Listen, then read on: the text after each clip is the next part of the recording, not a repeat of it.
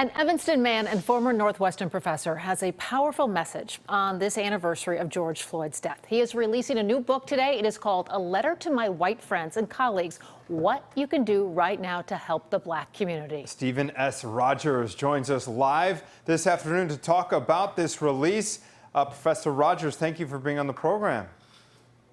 Anthony, thank you very much for inviting me. And Sally, great to meet you and great to see you. Thank you very much. Likewise. All right, Stephen, start us off by telling us about the preface of the book itself. Well, the book was written in response to the death of George Floyd. And my youngest daughter, reached out to me and told me, Dad, please talk to the Black community as if you were the president.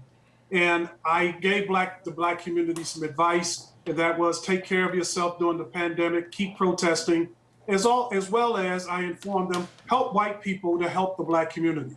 And so with that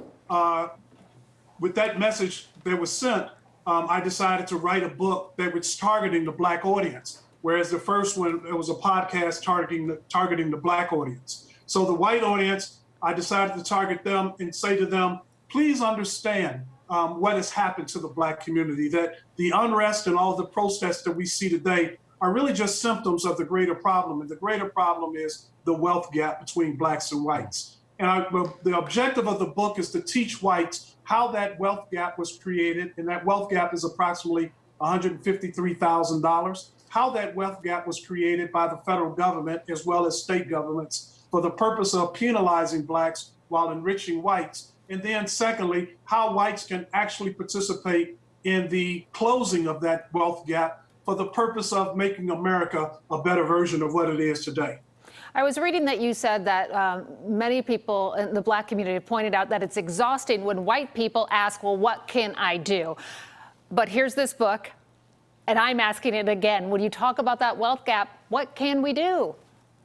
Yeah, let me just very quickly say Malcolm X was asked that same question somewhat similarly 50 years ago when he was giving speeches at colleges, and a white young lady asked him afterwards, what can I do? He said nothing. He said he regretted that later. So I remembered that and realized in response to whites asking what can they do, let me actually use it as a teachable moment. So here are the 4 recommendations that I have in terms of closing that wealth gap. One is to deposit money in Black-owned banks, because Black-owned banks send money into the Black community. What we know is 80% of the mortgages given by Black-owned banks go to Black people, whereas less than 1% of mortgages by white banks go to Black people. I also asked to donate 9.29% of your annual philanthropic dollars to historically Black colleges and universities. 9.29% representing the 9 minutes and 29 seconds that the cop had his knee on George Floyd's neck. But donating that amount annually to a historically Black colleges and university.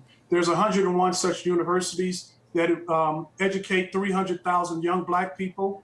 76% of them are on Pell Grants, which means they have family incomes of $26,000 or less. These are poor educational institutions with only $12 million annual endowments. But they educate and do a Herculean task of educating Black people, as we see with the vice president having matriculated at an HBCU. Very quickly, the last 2 is spend money with a Black-owned business, because Black-owned businesses, they're the largest private employers of Black people in the country. So when you spend money with Black-owned businesses, and I recommend that you allocate at least 9.29% of your annual budget to spend with Black-owned businesses, they will hire Black people and employ Black people, creating a healthier community.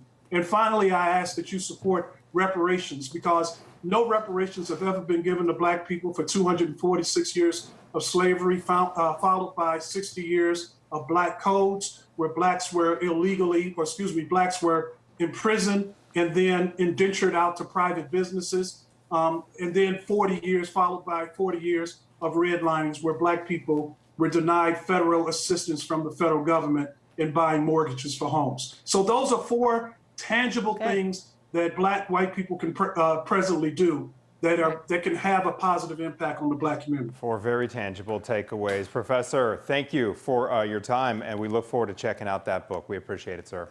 Thank you very much. I appreciate it. And